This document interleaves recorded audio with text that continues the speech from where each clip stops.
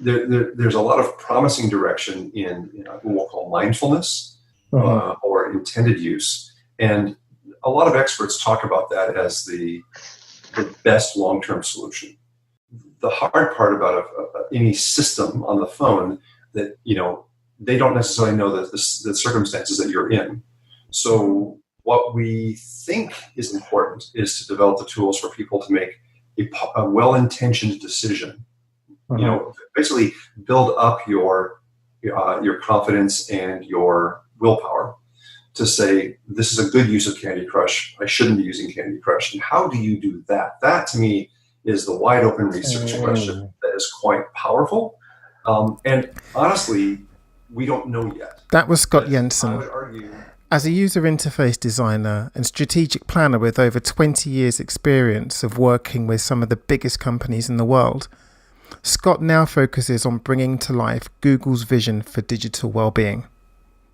This is a fascinating conversation in which you'll get insight on the reasons why people feel obligated to answer their phones, why engagement metrics are only part of the story when designing for digital well-being, and the various ways that Google is working at the operating system level to create digital well-being for everyone.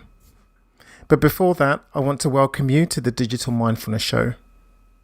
Here, we bring together the best authors, scientists, and thought leaders to discuss what makes a time well spent digital experience. You'll hear from specialists discuss such topics as digital wellness, cyberbullying, digital detoxing, persuasive technology, and much, much more. Okay, so on with the show now with Scott Jenson. Scott, welcome to Digital Mindfulness. It's a real pleasure to have you on the show with us today. Thank you very much for having me. So, Scott, tell us a little bit about yourself, if you would, and in particular, how you found yourself to be working in digital well-being, which is a hot topic right now. Right. I have worked on a number of projects in my career. I recently joined the Android team as a future UX strategy type of person. And when I joined it, there was some research I had just completed studying how people were using their phones. And it was really clear that while we have always been concerned about how people are using their phones and getting tools like Do Not Disturb, or we have tools to cancel notifications, there was a whole new level that was emerging. And so it was a very powerful research, which actually is being presented this week at Mobile HCI. Right. So if you go to the Mobile HCI website, so again, we're engaging with the community to share our research on that. And so out of that came this deeper appreciation as to what was going on. And so that ended up doing some ideation work and then some follow-up research. And so each would fit into the other ones. And as we evolved our thinking, many of those pieces turned out to be what you saw the Digital Wellness announcement. That's great. So for people that can't make it to the conference, what would you say then are some of the key findings that came from the research? Because I'm really fascinated to know, for one. No, I would strongly recommend that you look up the talk by Julia Aranda and Safia Beg. This is excellent work, and I want to give them credit for the work they did. But the basic findings, well, there were a couple. One is people love their phones, and they get incredible power from them and safety from them. The ability to make the phone call, to be able to get the maps instructions and so forth. So there's a very strong, don't take this away from me feeling. At the same time, there were the headline insight was that there is a very nuanced problem as to what people have when they have difficulties with technology. The obvious one that everyone talks about is this unfortunate word called addiction. And that's too strong of a word. There's ways we can unpack that, but it basically involves overuse, right? And that's the one category. And there's an addiction loop we talk about, how people engage in that. But the other one that was much more nuanced and interesting was the obligation loop. And the obligation loop comes from the fact that you feel obligated to reply. So while the addiction loop tends to be more personal, the obligation loop is very much social. And it doesn't even require a new app, a new digital app. It can actually happen with SMS. And we had really painful stories of people who were out of touch for a few hours, were not able to reply to people, and when they were able to engage with them, were deeply upset or hurt, or friendships were broken, and it creates this crazy urgency that people have. So it's one of the reasons why people like jump or when their phone goes off or vibrates is that they feel like they have to reply. So this obligation insight was very moving to us. You know, Scott, we've done a lot of research on this same topic here at Digital Mindfulness. And one of the key findings we came across, and we didn't name it exactly as you just did in terms of the obligation loop, but we definitely found that in the workplace, people feel that they very much have a duty to respond as quickly as possible to people that are perhaps sending them emails or sending them chats. And I wonder if this obligation loop, as you put it, whether that really stems from us being connected 24/7 and the ability that we do have to respond to people instantly, whether the instant communications that we have lead to an expectation that we indeed respond immediately. I think you're correct. And I don't want to say anything too definitive yet, but I think what we're discovering is that we've almost evolved into this. In other words, it's easy to see how this happened with SMS. But when we went from an SMS model to more of a digital online model, and then the timing became even faster, then the expectations escalated. And then we added those three little bubbling dots. And we've all experienced this, right? So you send a message to someone and you're ready to put it away and you see the dots bubble and you sit there like a deer in the headlights and stare at it for 40 seconds while they type out. I mean, that to me is this profound impact that we're all willing to freeze for literally 40 seconds while someone types. Shows you how powerful this is. I was laughing just then because it's very much a knowing laugh. I, like everyone, experience that, again, that sense of obligation that comes with the bubbling three dots whenever I'm chatting to someone. But I wonder, as someone who lives and breathes mobile, whether this is whether these feelings that that I very much can identify with, whether these are things that you yourself find challenges with. Oh, absolutely. There was a consulting firm I was working with on a similar project, and as I was describing the research to them and what we were working on, they were like, "Great, got it, thanks, bye." And then we met with them a week later, and they're like, "Oh my God, Scott, we're addicted. We didn't even know it." Right, which raises this really interesting awareness issue as well. In fact, this might lead into another conversation we can have about levels of awareness, because there are people who are completely objectively addicted to their phones, or again, I want to make sure I shy away from that word, more overly overused, but they don't care, don't want to know, they're fine, they're in charge. And then there's others that tend to be very understandable and surprised by this. So there's almost this continuum of, and this probably, my guess is there's deep psychological research about receptivity to issues like this. And so, but again, in our early studies, it showed that there's people who are very willing to talk about this and take steps, and there's those that are not. And so there's that. So one of the main steps towards digital well-being that Android has taken, and it's very similar to those taken by Facebook and by Apple, is to take our information, the way that we use our different apps and our smartphone, and present that information back towards us. And what I'd really like to get from you is, do you find is in the information that's coming back and in the research that you've conducted, when people have their information presented back to them, is this a useful mnemonic? Is this a useful data point to help people then create their own sense of digital well-being? Well, we haven't shipped it yet, right? So clearly we don't have any hard data just yet. Yeah. The expectation and our assumption is that for certain categories of users, certain amounts of feedback and will be effective. There's a category of people who just don't understand their usage, and when they say, "Oh, look, I've been using Twitter 4 times more than any other app," they find that shocking, and that itself can motivate some behavior change.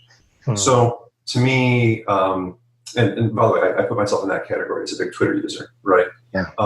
And again, I don't want to imply, it's just simply the fact that people will have to see certain things and they respond to it.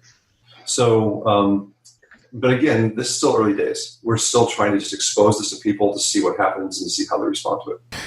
I totally understand that it's not out yet. And I think for one, I'm really looking forward to getting that data back and then kind of having you guys share some information on whether, how impactful it's been.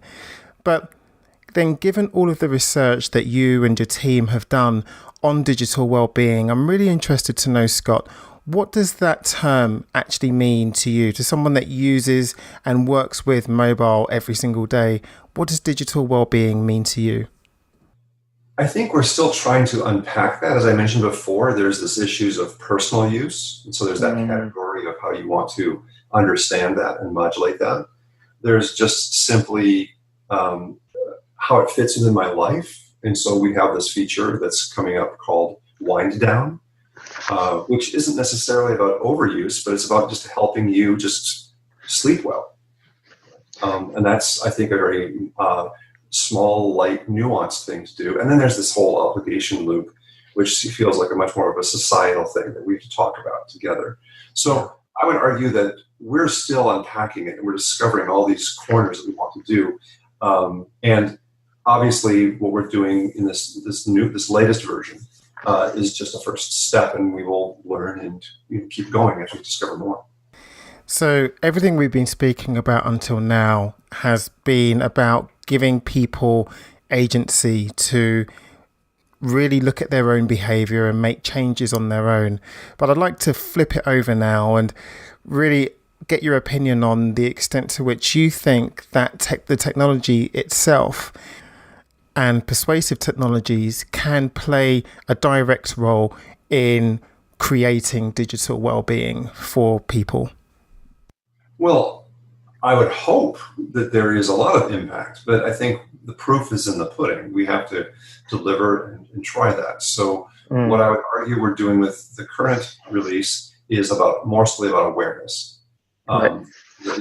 Giving you the data, seeing how that works, seeing how it responds. We've also added hard limits as well, which is there to stop people from blatant overuse. We have to gather data on these. We have to see where we're going to go and what's effective. But there's a lot of promising direction in what we'll call mindfulness or intended use. And a lot of experts talk about that as the best long-term solution. In other words, if I want to play Candy Crush on the bus and that's downtime for me, that's perfectly fine, right? I probably shouldn't be playing Candy Crush at work, right? So the hard part about any system on the phone that, they don't necessarily know the circumstances that you're in. So what we think is important is to develop the tools for people to make a well-intentioned decision. Basically build up your confidence and your willpower to say, this is a good use of Candy Crush. I shouldn't be using Candy Crush. And how do you do that? That, to me, is the wide open research question that is quite powerful. And honestly, we don't know yet. But I would argue most addiction experts talk about mindfulness as the real key breakthrough that you need to kind of encourage. I'm really glad that this is something that the research is actually bringing up, Scott, because I couldn't agree with you more. I really do believe that mindfulness is one of the key pillars of digital well-being. And of course, this is something that we've been working on for years now. But I do believe that when we can all be responsible for creating digital experiences that incorporate a focus on digital well-being as one of the central pillars, then we'll have, of course, better digital environments as a whole, but we'll also have a better global society. But I want to change questions now and ask you something that's really been difficult for us here in the office to answer in a robust way. And that is, when we are creating digital experiences that do focus on digital well-being, How difficult is it to do that properly when we live in an attention economy, when the vast majority of the digital experiences that people currently have, to a large extent, focus on maximizing people's attention and also their time spent using that particular tool or service? Yeah, and I think that is effectively a great research question because, again, the computer slash phone has such basic ways of recording, screen on, screen off, whatever, that to know that I'm on the bus and I'm bored and I want Candy Crush versus I'm at work is an interesting question of how you'd even log that. I would argue, though, that I would absolutely agree with you that if you only measure engagement, you're only getting a part of the story. One thing that I think would be worth talking about is measuring over engagement, right? At least, just like how much are you using? Have you crossed a certain threshold? That to me is an interesting direction to explore because it just simply is looking for, potential warning signs. Like you could put up, alerts to the user, do you want to take a break and so forth.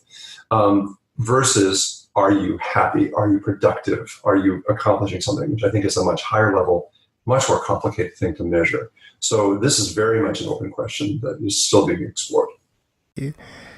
So I'm really interested to know that once people have all of this detailed information about their behaviors on their phone, what other resources exist to help people get from where they are currently to where they want to be in terms of their digital well-being goals? Oh, there's all sorts of resources out there. There's many, many apps that will measure your time or, ask you to be away from your phone for certain periods of time and so forth. So if you are interested in this, just search for this and you'll find lots and lots of applications. I don't want to call out any particular one. What is interesting from our point of view is what are the kinds of things that we can do possibly at the operating system level that encourages this. So let me call out one more feature that we did that I'm particularly happy with, or happy with is one which we hope will be effective. That's a better way of phrasing it, which is the Shush Gesture, if you're familiar with that one. For example, we found out that, so we've had Do Not Disturb for a long time. It's a very powerful tool for digital wellness because you can turn it off. And so we've had this feature for years. Right? The issue was, and we did user studies, is that people loved it when they turned it off or turned it on and all the notifications turned off, but they were quite frustrated when they left it on by accident. And then they would miss critical things and the whole obligation cycle kicked back in, so they wouldn't use it as much. So given that insight that Do Not Disturb was quite effective, but it had the ability to be, it had the ability to be turned off left on too easily, we then came up with a Shush Gesture, which was that anytime you take out your phone and you flip it face down, the phone automatically goes into Do Not Disturb mode. It became kind of a spring-loaded mode, right? So, and then when you pick up your phone to use it, it just turns off. You can't leave it on. And in the process of coming up with this, we accidentally discovered that we now have this social gesture. So I'm having lunch with you, I take out my phone, and I set it down. I am now telegraphing to you that you are more important than my phone. So this was a really lovely set of things that kind of came together. So we started with trying to make Do Not Disturb lighter weight and more modeless, and came up with effectively a physical gesture that's really quite powerful. So we're really anxious to see kind of how that also evolves. And those kinds of low-level things that we can do to kind of make this a communal thing that we can do together. I think that's a really interesting point because for me, when I turn my phone over, it's probably less something that I'm looking to communicate to someone else and more something for myself personally to indicate that I don't want to be disturbed and that actually I'm entering a period of real focused work. But Scott, you spoke earlier about another feature as part of the upgrade, which is called Wind Down. Can you talk a little bit about that and how that contributes to overall digital well-being? Wind down is something that you have to opt into. And then when you turn it on, you say what time you want to go to bed. And then you'll get a notification to remind you and to start to kind of stop using your phone less. And then as an added bonus, the phone will actually go into grayscale mode. which is, so if you have to send off that last message, you can, but you now get this kind of very, very strong visual reminder like, hey, it's time to turn this off now.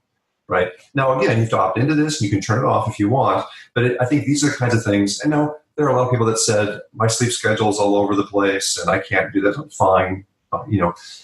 But sleep experts will say that your sleep schedule should not be all over the place. If you want to have a good sleep schedule, you should be going to bed on time. So we are taking baby steps as to kind of do this together. And there are an awful lot of people who seem to really enjoy this.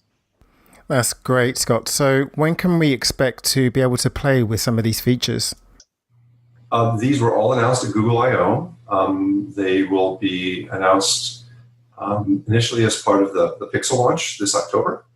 And I can't speak as to when it'll be rolling out more broadly. Okay. Well, Scott, thanks so much for spending time with us here at Digital Mindfulness. I really, really appreciate it. Absolutely. Thank you for having me.